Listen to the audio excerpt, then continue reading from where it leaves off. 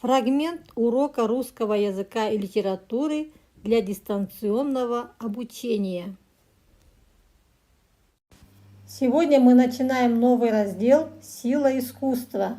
Тема урока Александр Сергеевич Пушкин, Моцарт и Сальери, страница 104. Сегодня на уроке вы познакомитесь с краткой биографией Моцарта и Сальери.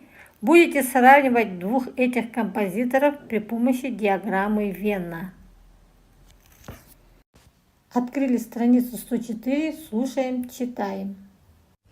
Александр Сергеевич Пушкин родился 6 июня 1799 года в Москве в дворянской семье, которая принадлежала самой образованной части московского общества. В их доме собирались поэты, художники, музыканты. Свои первые в жизни стихи поэт написал по-французски. В Царско-сельском лицее друзья называли его французом. Из этого выпуска трое друзей поэта стали участниками восстания против царя 14 декабря 1825 года. Пушкин сохранил лицейскую дружбу на всю жизнь.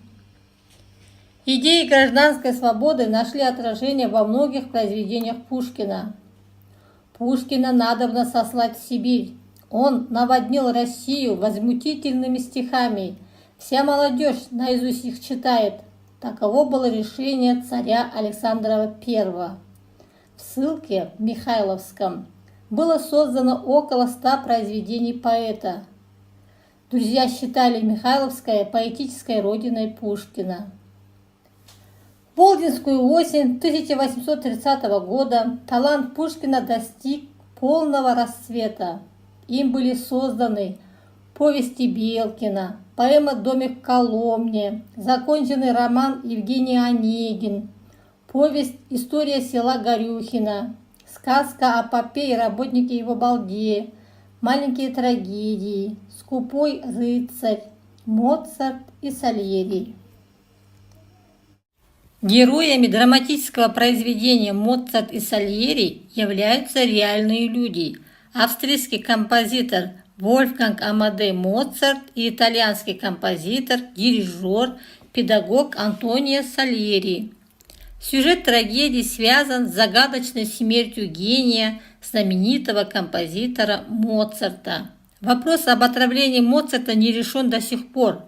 Споры между знатоками биографии Моцарта и Сальери ведутся в основном методом косвенного подтверждения возможных, но недоказанных связей между известными событиями и людьми. «Моцарт и Сальери» – единственная пьеса, поставленная при жизни Пушкина. Впервые была показана на сцене Александрийского театра 27 января 1832 года.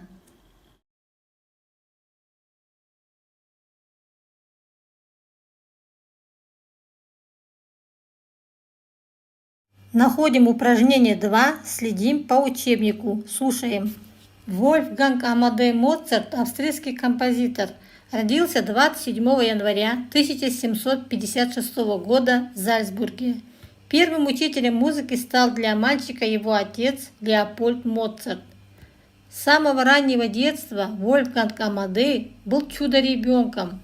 Уже в 4-летнем возрасте пробовал написать концерт для клавесина, а с 6 лет блестяще выступал с концертами по странам Европы. Моцарт обладал необыкновенной музыкальной памятью. Ему достаточно было только раз услышать любое музыкальное произведение для того, чтобы совершенно точно записать его. Слава пришла к Моцарту очень рано. В 1765 году были опубликованы и исполнены его первые симфонии. Композитор создал 626 произведений, среди которых 49 симфоний, 55 концертов, 22 клавирные сонаты, 32 струнных квартета.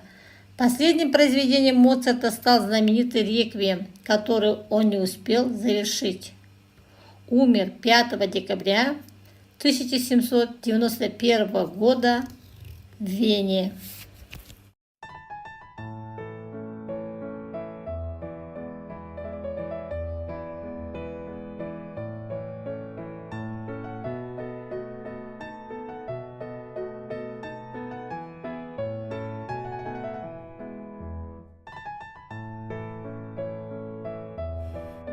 Краткая биография Сальери. Упражнение 3. Следим. Антонио Сальери – итальянский композитор, дирижер и педагог. В 1772 году опера «Венецианская ярмарка» принесла Сальери огромный успех. В 1778 году была поставлена еще одна опера Сальери «Школа ревнивых», которая также имела успех. Всего Сальери создал свыше 40 опер, 5 месс, реквием, симфонию, концерт для органа и 2 концерта для фортепиано, а также оратории, кантаты. Кроме того, Сальери получил известность как блестящий педагог. Он воспитал более 60 учеников, среди которых Бетховен, Шуберт, Лист. В 1817 году музыкант стал первым директором Венской консерватории.